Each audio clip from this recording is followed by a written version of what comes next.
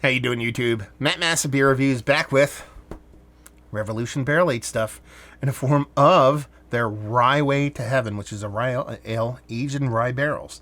A lot of rye going on in this sucker. Ryeway to Heaven. Have they done punny beers before? But they can do them because their barrel aging program is fantastic. This was filled in November of 2020. It is March of 2021. You can do the math on that one. 15.8% alcohol by volume.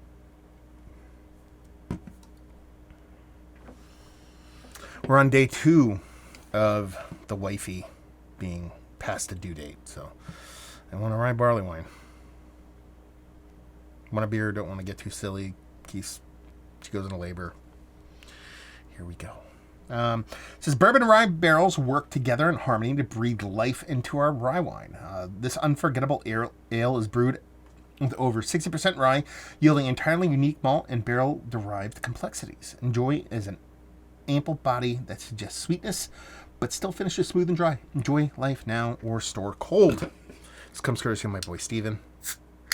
There you go. We'll see what's what. Love the black top cans. Always makes me all hot and bothered. Oh, look at that, man. Ooh. Label-wise, it's pretty much everything they do every time.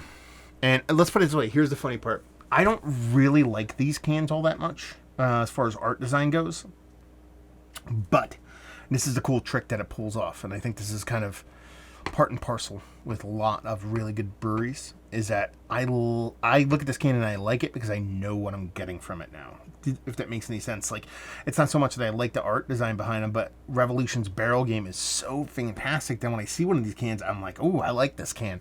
Because I've Pavlovian been kind of trained to be like, good things are coming. It's a semi-lightly turbid kind of rye wine. You know, I like them to be a little bit more doo-doo brown, but it's got a little bit of murk to it. And you got that nice khaki-colored head, maybe even malt ball level. Super tight compact bubbles. It looks the part of a big old beer. Let's get a nose.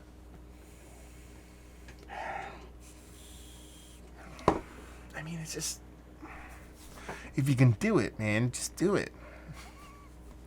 Just fucking do it. You know? That's the thing. Like, it's like, you know, I've had a bunch of Revolution beers. You know, from their base IPAs to a couple beers, and they're quite fine. And I've had some really good stuff from them, but nothing has been as electric or as well done as their barrel aging program, which is, like I said, and I'll repeat it 13 times if I have to, one of the best in the world. And then I always remember how good they are. But then I don't remember, but then I smell them and I go, oh, that's why. That's why they're awesome. Because they smell like this, and that's what this beer smells like. It is a rye, almost, I want to say rum, too. Rye rum-soaked sugar daddy is what I'm getting in this beer. Small little spiciness. That big, rich sugar daddy sweetness. Nothing as far as like an all-overt kind of crazy heat or anything like on this. It's just a rich, decadent, sweet. It's a sugar daddy, man. It's a sugar daddy.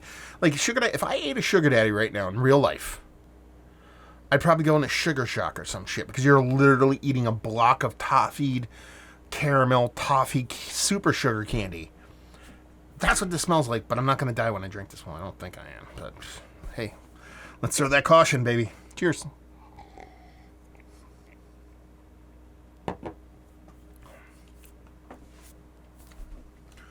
It doesn't matter. To be perfectly honest with you,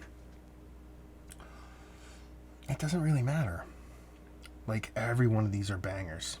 Every one of them. Now, don't get me wrong.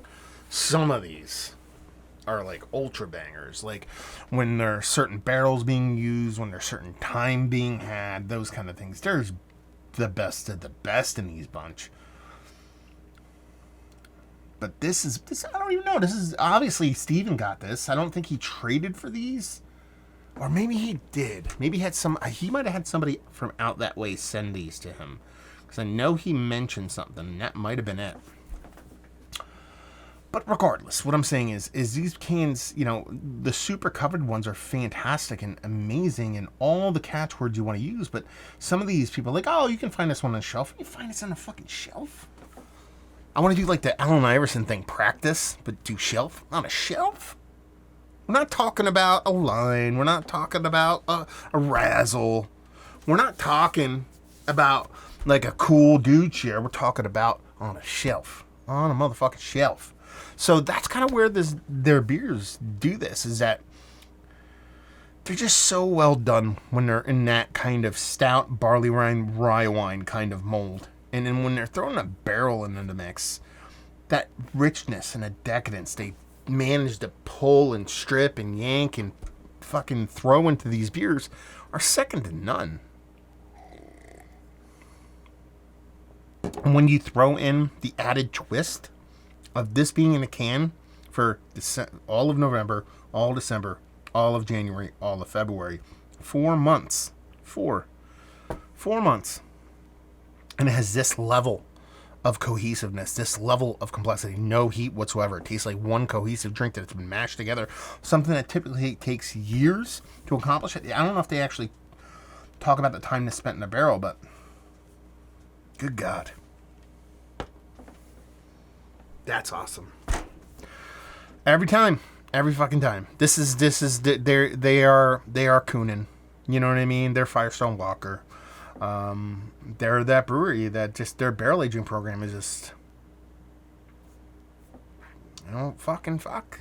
They don't fuck around. You know, it's just absolutely beautiful stuff. So, how about we talk about flavors instead of me just gushing about the beer all the time? And actually, there's not much else to talk about. Sugar Daddy reigns supreme. You get a meaningful kind of rye spirit on this. Almost no heat on it. A little bit of spiciness, both from that rye whiskey and rye used in the beer itself. And since there is a nice, rich, kind of sweet base to it from both the spirit and the actual style of beer itself, that spiciness adds itself as almost like an American barley wine kind of vibe to it. It's not obviously that as big as American hops produce an American barley wine, but that spice component kind of acts the same part that the hops would do in this beer and kind of tempers a little bit of that sweetness, which I think makes it a much nicer beer. Mouthfeel's fucking fantastic for barley wine / rye wine. Done and done. Is this one of the better wines? Rye wines I've had as late up there. Mount Rushmore easily is one of the better wines. And by that I mean barley wine, rye wine. Yes. I think it's Mount Rushmore status on that. Is it one of the better barrel-aged beers I've had as of late? It's very, very close. It's probably knocked off. If anything, it's knocked off by some of its other beers that I've had. Because I've had a decent amount of these Revolutions over the past year. So if we broaden it that much, a barrel-aged beer probably gets eked out of Mount Rushmore status. But that's like not its fault. It deserves to be there. Delicious. Thank you very much, Stephen. Absolutely fantastic. And this does not suck. So there you go. If you like what, do you like this? If you don't like things sucking, because this doesn't suck. If you like barley wines, all that kind of stuff, rich old age beer, you like Revolution barrel aged beers, this is going to be up your alley. So there you go. Reviewing the books. Hopefully you guys enjoyed it. Down there if you want to talk about it. Massive Beers if you want to check me out doing the social media stuff. Beer Massif. If you want to check me out doing the whole podcasting thing. And hopefully you guys enjoyed the review. Hopefully you're enjoying a little bit of Revolution right now. Hope we'll see you next time. Cheers.